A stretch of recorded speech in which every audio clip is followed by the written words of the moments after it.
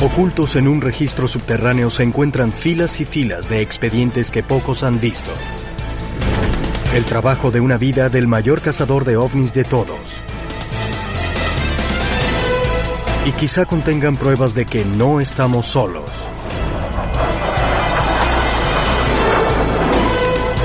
En 1957, la nave aérea estadounidense más avanzada fue seguida por algo que tenía el poder de desaparecer. En 1957 no teníamos un avión que pasara del noroeste al nordeste instantáneamente. Un aterrizaje en el desierto convirtió la arena en vidrio y dejó además otros rastros físicos. No son solo agujeros casuales, esto fue una nave controlada. ¿Quién vino a investigar esto? El FBI.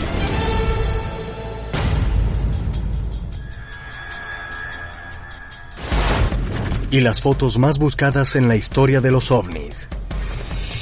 Estas fotos han llegado a convertirse en el santo grial de la ufología. Unos reportes de comprobación, extrañas marcas en el desierto y una foto demasiado perfecta para ser falsa.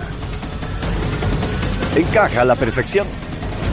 Este es el caso número 54103, los expedientes perdidos de ovnis.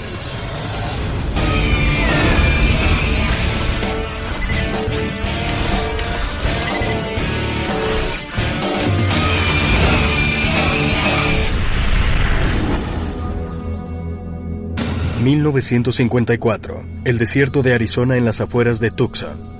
Cerca de la puesta del sol, James E. McDonald, un doctor de la Universidad de Arizona, conducía por el enorme desierto con 4 meteorólogos. A lo lejos, McDonald notó un extraño punto de luz revoloteando por encima de las montañas. El objeto brillante y anómalo parecía ser de aluminio. Él se los señaló a sus colegas, pero ninguno de los hombres pudo identificarlo. Desapareció sin causar una gran reacción. Esos hombres no sabían que ese misterioso avistamiento acababa de cambiar el curso de la historia de los ovnis. James McDonald quedó fascinado por la polémica que rodeaba los estudios de los ovnis, y a medida que crecía su fascinación, se dio más y más cuenta que estos casos tenían que ser investigados.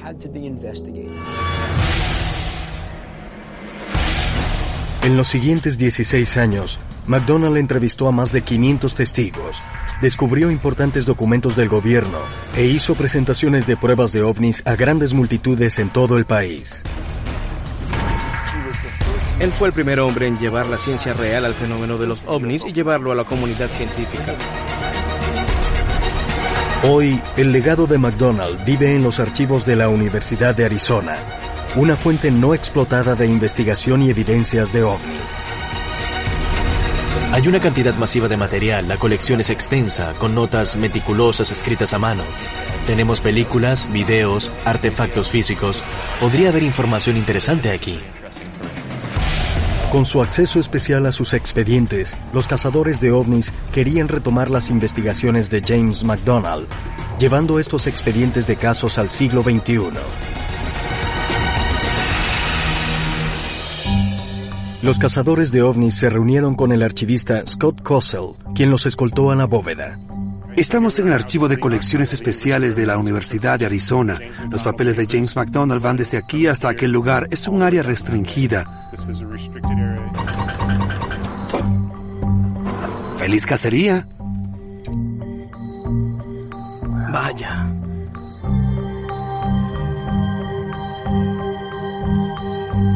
Bill Burns reabrirá uno de los casos más polémicos en la historia de los ovnis, las fotos Heflin de 1965, y las someterá a pruebas rigurosas y análisis visuales. Estas 4 imágenes han llegado a convertirse en el santo grial de la ufología. Si son reales, serían las mejores fotografías de ovnis que tendríamos en cualquier lado.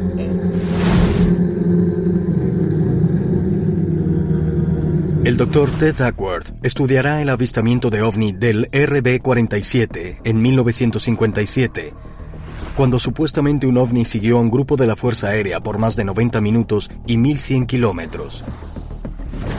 Ese es uno de los casos más fascinantes de McDonald y contiene 3 fuentes verificables: el piloto, una estación terrestre de radar y las medidas preventivas de alta tecnología del avión. ¿Vieron ellas 3 un ovni con habilidades asombrosas?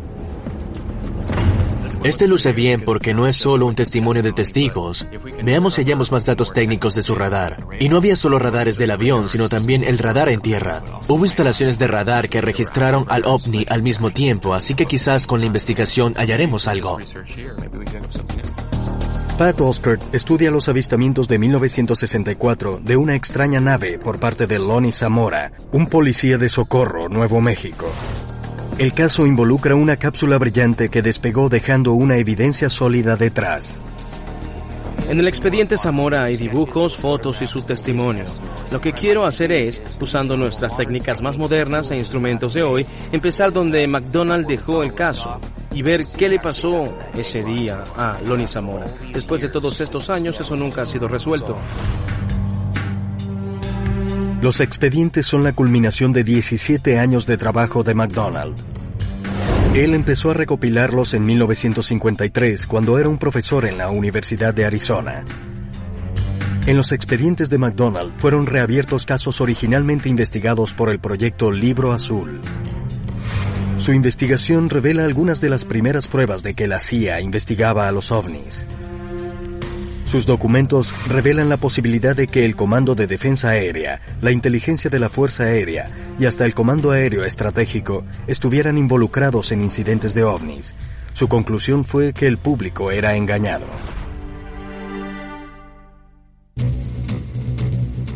No puedes investigar el trabajo de James McDonald sin examinar el caso Heflin. McDonald estaba fascinado por el caso Heflin. No podía abandonarlo. 3 de agosto de 1965, Santa Ana, California, aproximadamente a las 12:30 p.m. El investigador Rex Heflin iba a tomar una foto de una rama de un árbol que oscurecía una señal del camino, pero por un resquicio del ojo presenció algo fascinante. Una nave en forma de platillo que se movía por el horizonte a solo 45 metros por encima del suelo. Según Heflin, él tomó estas 3 fotos con su cámara Polaroid instantánea. El objeto viajaba de izquierda a derecha por el camino. La primera foto, tomada a través del parabrisas del frente, muestra un objeto en forma de platillo que parece estar a lo lejos volando sobre el suelo. La segunda parece mostrar al mismo disco captado desde la ventana lateral del camión de Heflin. En la tercera foto, el objeto parece estar más pequeño, como si se alejara de la cámara. A los 2 minutos, el supuesto platillo desapareció, pero dejó un peculiar anillo de humo en el cielo. James McDonald no fue el único fascinado por el caso de Rex Heflin. La Fuerza Aérea lo investigó, el Proyecto Libro Azul lo investigó y el Comité Condon también investigó el caso. Todos esos grupos dijeron que este caso era un engaño. El proyecto Libro Azul fue el programa de la Fuerza Aérea que estudió el fenómeno de los ovnis hasta 1968, cuando el Comité Condon, dirigido por Edward Condon, determinó que no era probable que investigar a los ovnis produjera resultados serios. El Libro Azul fue abandonado 2 años después, en 1970, pero James McDonald creía que las conclusiones de Condon eran deficientes y mostraban su negligencia hacia el alto número de incidentes no explicados. La investigación de Bill empezó con Ann Droffel, quien tiene copias de las fotos de Heflin y es también la biógrafa de James McDonald. Estas fotografías llegaron a convertirse en el santo grial de la ufología. Así es, pero mira, Rex Heflin no pensaba que fuera gran cosa. Él las prestó primero a 2 fuentes militares que querían analizarlas y estas 2 fuentes se las devolvieron luego. Pero entonces, según los archivos de McDonald, Heflin dice que 2 hombres que dijeron ser de NORAD, el Comando de Defensa Aérea Norteamericana, le pidieron prestadas las fotos.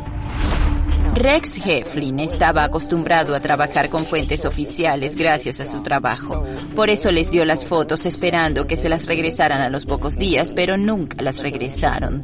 Y todo lo que nos quedó fueron copias de segunda generación. Después de que Heflin dijera que no le devolvieron sus originales, la Fuerza Aérea las calificó como un engaño fotográfico.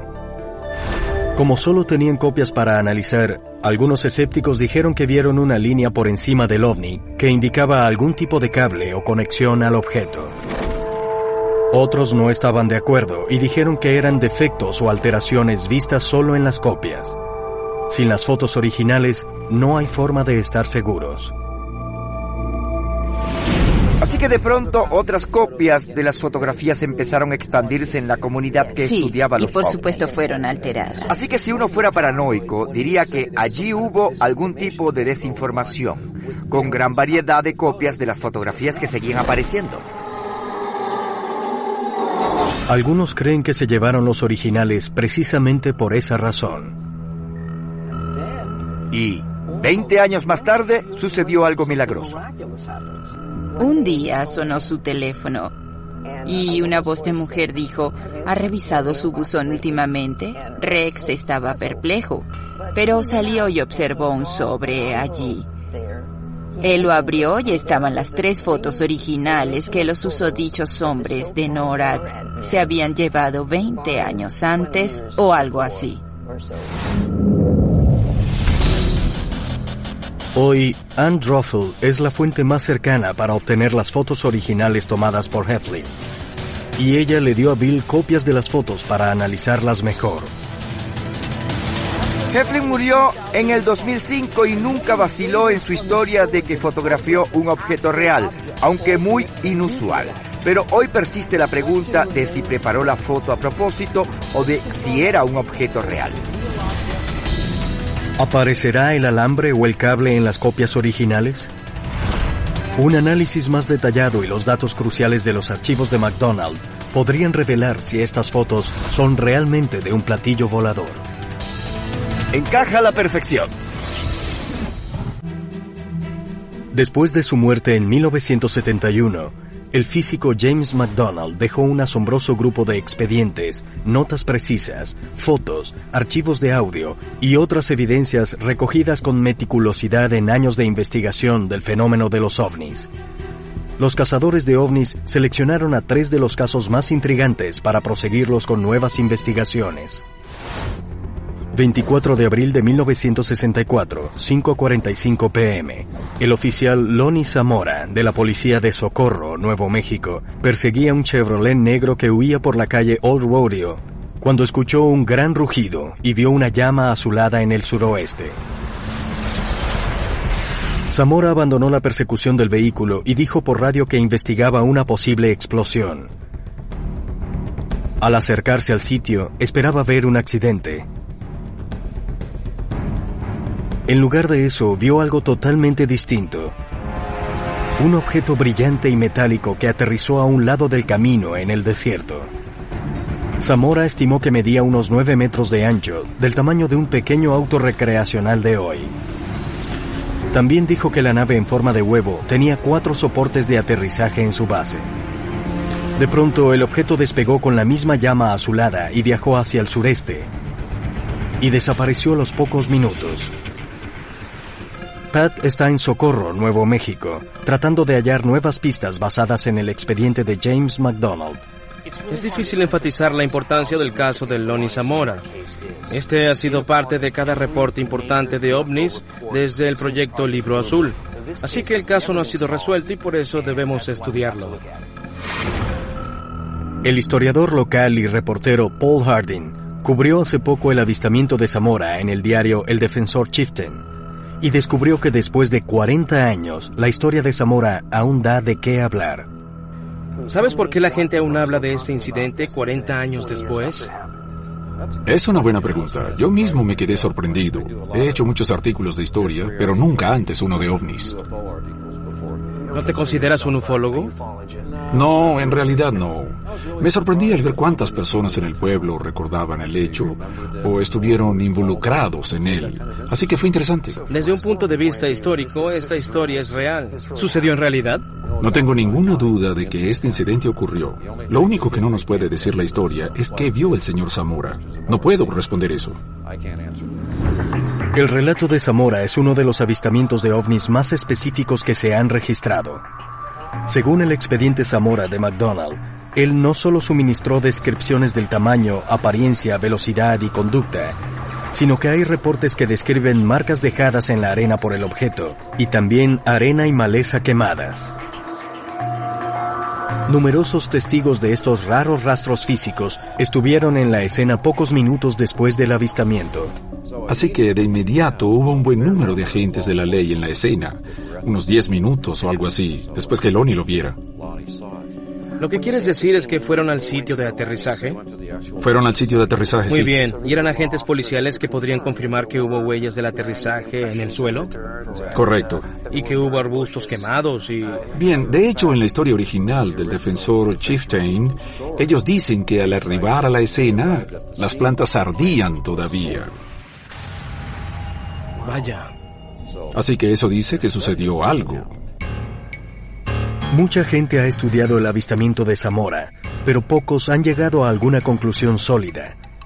Algunos creen que esto es porque Zamora había permanecido en silencio por más de una década. Pero Pat iba en camino de oír la historia de primera mano. Lonnie Zamora accedió a romper su silencio.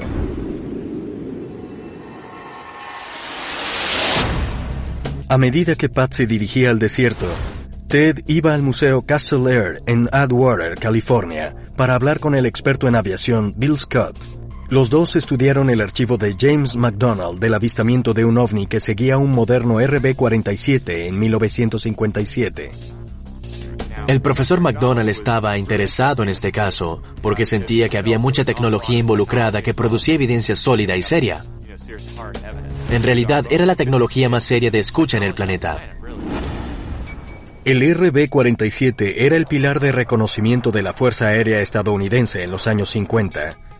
No estaba hecho para llevar armas, sino al sensible ELINT, o tecnología de inteligencia electrónica, usada para interceptar señales de radar. Su tarea con su equipo electrónico a bordo sería volar por el borde de la Unión Soviética, por ejemplo, y oír lo que transmitían los radares rusos. En los años 50, cuando se lanzó este avión, era el equipo de escucha de radar más sofisticado del mundo, ¿cierto? Así es, era la tecnología más avanzada de los años 50 y era vital para nuestra seguridad. Y por supuesto teníamos el mejor equipo electrónico. Pero la mejor tecnología disponible de la Fuerza Aérea estadounidense se toparía muy pronto con algo que superaba su capacidad. 17 de julio de 1957, justo después de las 4 a.m., un RB-47, con 6 hombres a bordo, hacía una misión de entrenamiento en el Golfo de México, cerca del pueblo de Gulfport, Mississippi. En el monitor número 2, un oficial detectó una señal moviéndose rápido. En los siguientes 90 minutos y 1100 kilómetros, el ELINT del avión, las instalaciones terrestres de radar y los propios pilotos de la Fuerza Aérea vieron cómo un extraño objeto rastreaba uno de sus aviones más importantes. Esta tripulación volvía de un entrenamiento, había 6 a bordo y 3 eran operadores del ELINT. Esta era la final del entrenamiento y los iban a enviar a misiones, así que poseían la mayor pericia posible y terminaban un extenso entrenamiento. En esa época era nuestra fuerza de pelea de primera línea, el Comando Aéreo Estratégico, así que esos operadores del ELINT habrían estado muy bien entrenados porque el destino del país estaba en sus manos y en las de los pilotos que volaban en sus aviones. ¿Y el equipo ELINT cuánto tiempo llevaba activo? Quizá ese equipo funcionaba mal o era una tecnología tan nueva que se dudaba de ella, o esto era algo real y probado.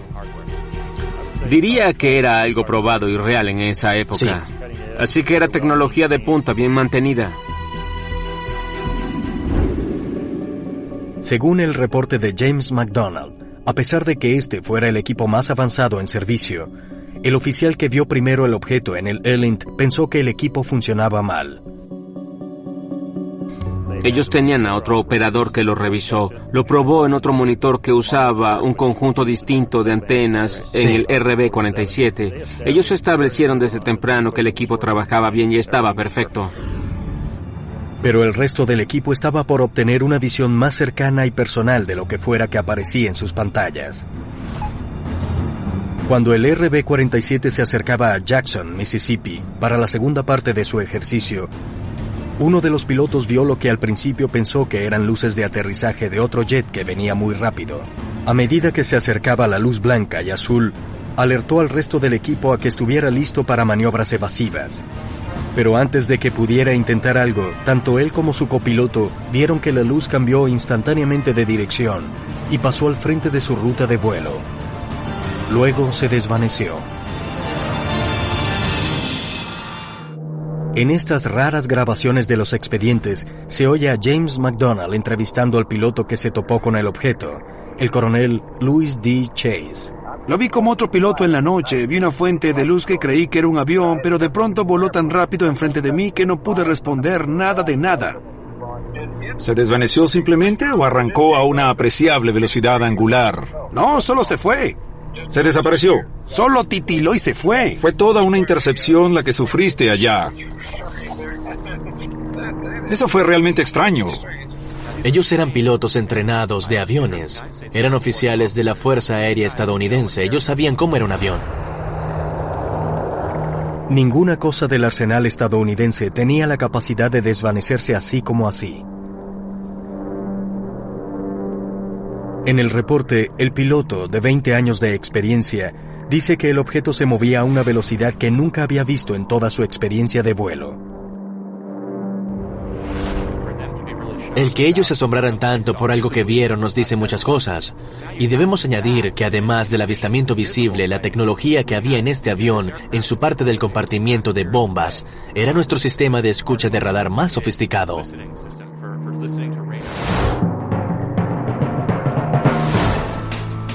Como no hay imágenes sobrevivientes del ELINT del vuelo, Ted recurrió al testimonio de los expedientes de McDonald para verificar las maniobras increíbles del objeto. Y Bill se centró en las fotos de Rex Heflin y realizó un experimento para poner a prueba la teoría del engaño. Los expedientes de James McDonald ofrecen pistas intrigantes en algunos de los mayores casos de ovnis que se conocen.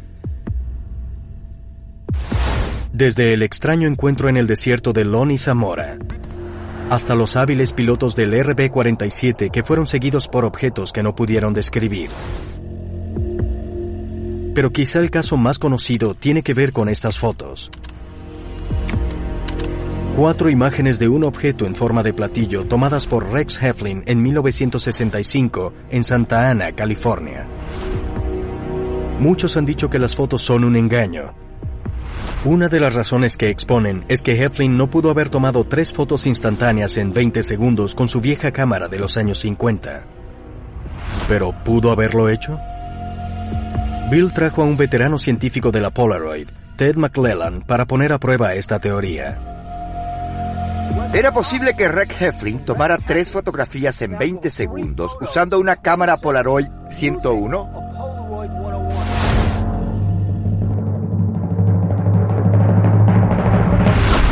Ted trajo una auténtica cámara Polaroid 101.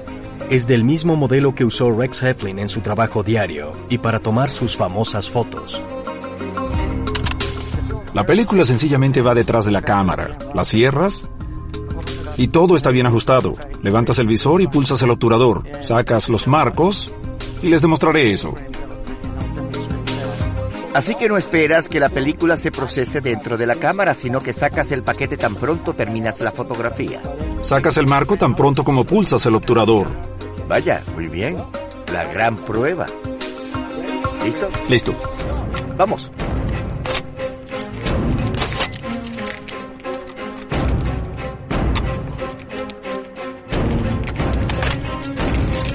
Dos, vas bien.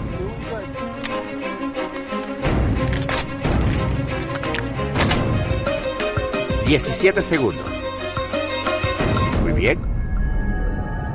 Pero a pesar de desechar un punto de duda de la lista, aún quedan otros que acechan la evidencia de Heflin. Muchos han dicho que las fotos están muy enfocadas y eso sugiere una doble exposición. Una doble exposición ocurre cuando se toman 2 fotos en el mismo marco de un filme. Si esto fue un engaño, Heflin podría haber tomado una foto del cielo desde su ventana y luego una segunda foto de un tapacubos o un objeto similar en la misma película, haciendo que parezca que las 2 imágenes son una sola. usted, otra duda grande en toda la polémica de Heflin es esta. Mire esta fotografía.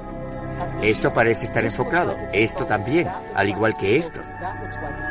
Parecen estar enfocadas. El vidrio trasero parece enfocado. Así que una de las dudas es que estas son dobles exposiciones o fotos falsas. Dependiendo de los elementos de la cámara y la película, los objetos a gran distancia o cercanos del lente pueden lucir desenfocados. La habilidad de Heflin de captar bien claro algo al frente o al fondo llevó a muchos a cuestionar la validez de las fotos. Si usamos esta cámara ajustada al infinito con una película rápida ASA 3000, podríamos enfocar desde 1.5 metros hasta el infinito. Bien, lo que dices es que esa cámara puede mantener todos esos objetos dispersos, este y la línea del campo hasta el infinito, enfocados al mismo tiempo. Correcto.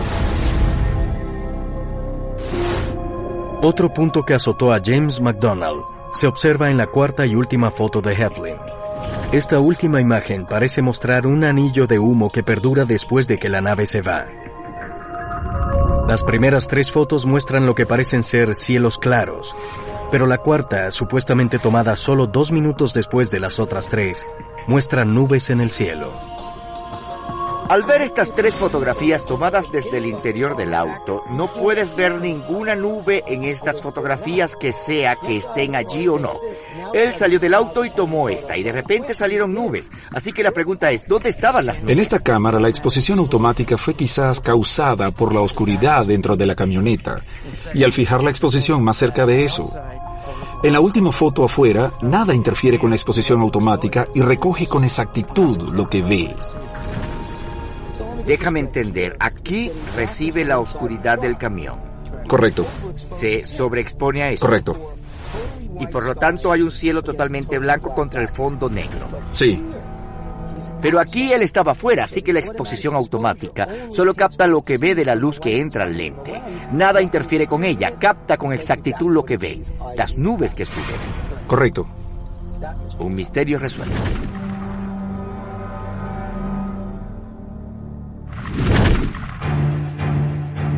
Aunque algunos puntos importantes de duda han sido desechados, el más duro de todos dice que el objeto en sí es falso. El proyecto Libro Azul dijo que las fotos eran un engaño y calculó que el objeto tenía un diámetro de 23 centímetros y estaba a 3,5 metros del suelo y a una distancia de 4,5 o 6 metros. No vi ningún engaño al sacar negativos de estas fotos. Al aumentarlas, lo mejor que pude, no vi señales de engaño. ¿No hay cordeles o alambres de piano? Nada por el estilo.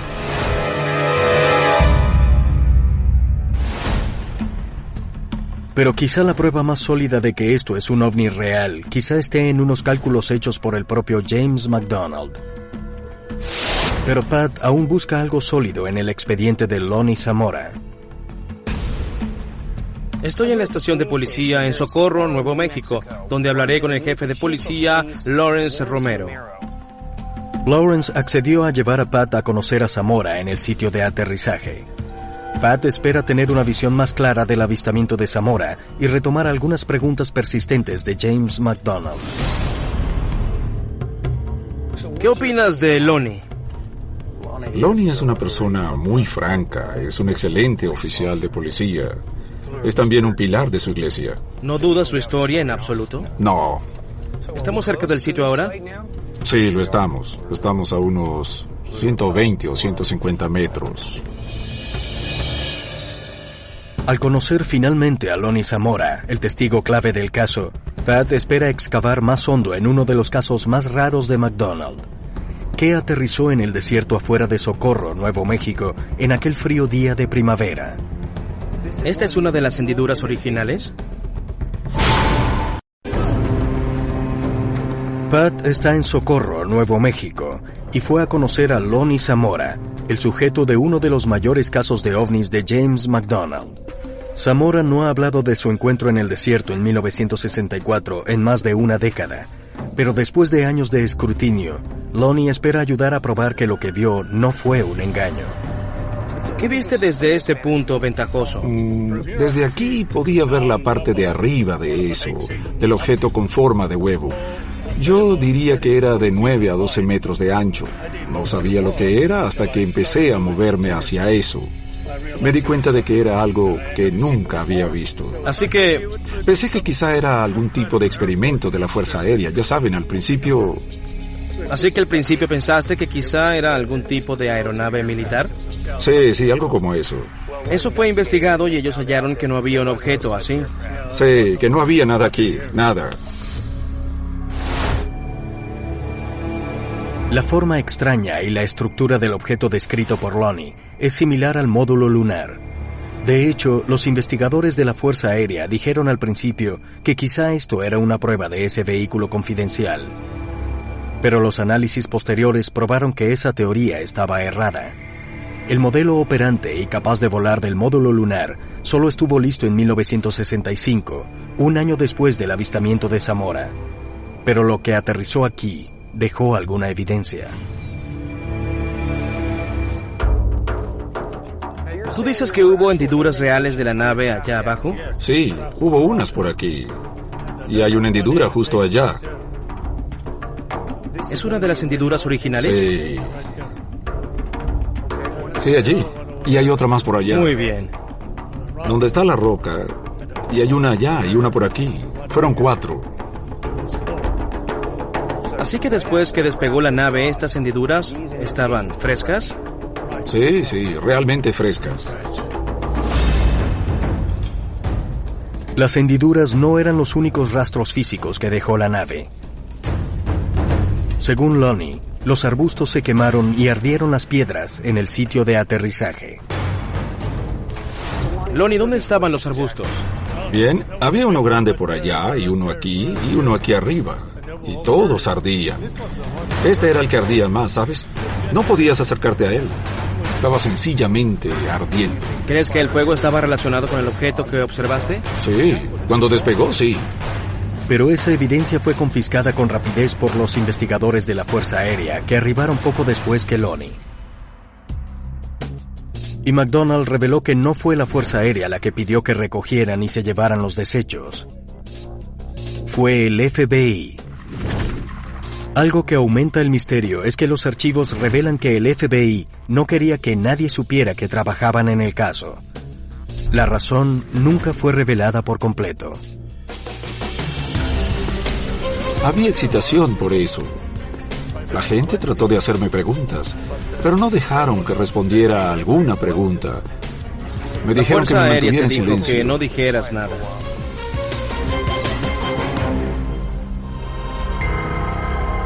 A James McDonald le interesaba romper ese silencio y rastreó con persistencia a especialistas traídos por el gobierno para investigar el avistamiento de Lonnie.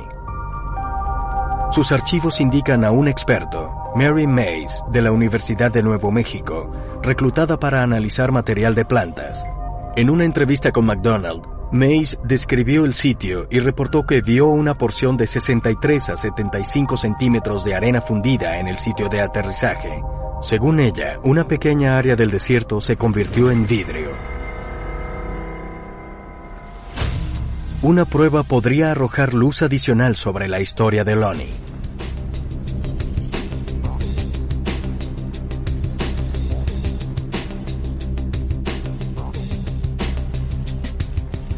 Con la esperanza de ayudar a la investigación de McDonald, Pat trató de averiguar cuánta energía se necesita para derretir la arena del sitio del encuentro de Zamora.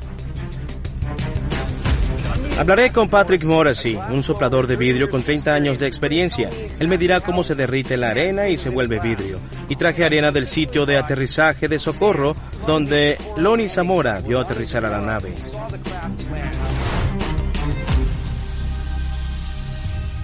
Hay varias teorías sobre lo que pasó. Una es que aterrizó algo y derritió a la arena con temperaturas increíblemente altas. Otra teoría es que quizás unos farsantes derritieron la arena de alguna forma. Por eso deseo saber qué necesito para derretir la arena y convertirla en vidrio. Lo primero que debemos hacer es desprenderla de aquí. Usaremos este Muy plato.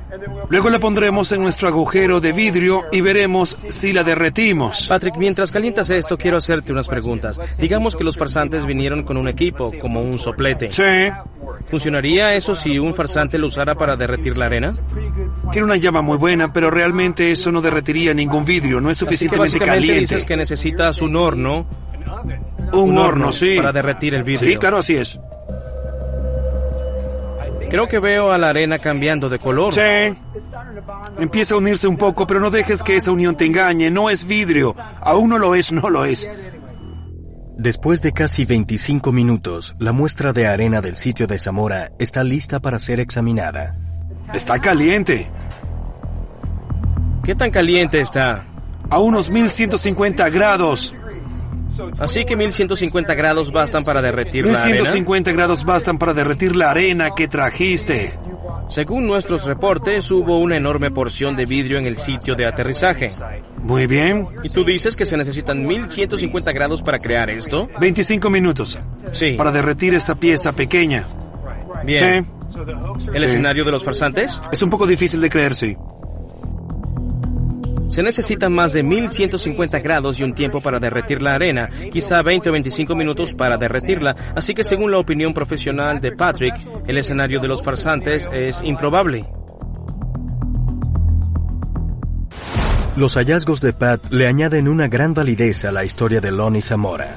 Mientras tanto, Ted continuaba su investigación del caso del RB-47 de James McDonald. ¿Qué ocurre cuando el avión más sofisticado de Estados Unidos es superado por algo mucho más avanzado? En 1957 no había un avión que pudiera pasar del noroeste al nordeste instantáneamente y desapareciera luego.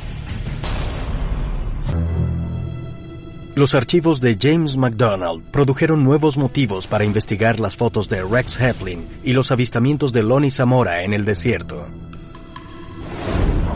Pero sin registros de radar o testigos de 1957, se sabe muy poco del caso del RB-47, donde un objeto siguió a un jet de la Fuerza Aérea de alta tecnología por más de 90 minutos y 1100 kilómetros. Con eso en mente, Ted y Bill Scott trazaron el curso de la aeronave con la esperanza de entender los extraños eventos de esa mañana de verano. Así que la aeronave giró al oeste y ahí fue cuando el piloto tuvo el avistamiento afuera de su cabina. Y entonces, ¿qué hicieron ellos con este curso antes de Dallas? ¿Ahí fue cuando trataron de evadir al objeto? Ellos empezaron a acelerar y a desacelerar para ver si podían perder el objeto, pero siempre se mantuvo con ellos todo el tiempo. En ese punto el piloto contactó a Duncanville.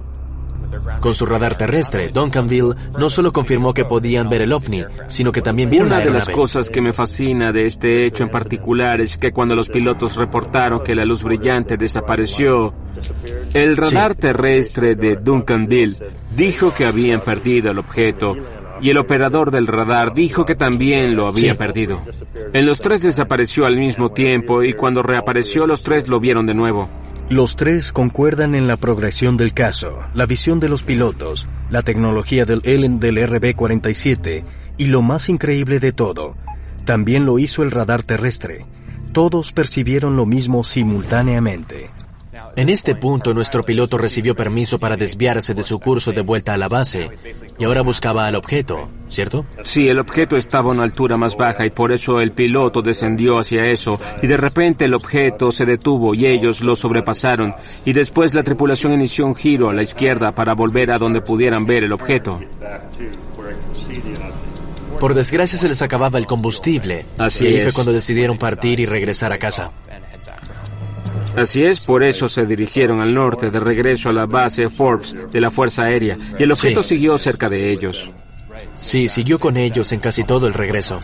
Hasta llegar a la ciudad de Oklahoma y ahí desapareció. Después de 90 minutos, la intensa persecución dejó confundidos a los pilotos y a la base del radar terrestre. Ninguno de ellos tenía una explicación para lo que acababa de ocurrir. Cuando juntas las diversas descripciones de las maniobras de vuelo de este objeto, ¿dirías que son explicables y propias de una aeronave convencional?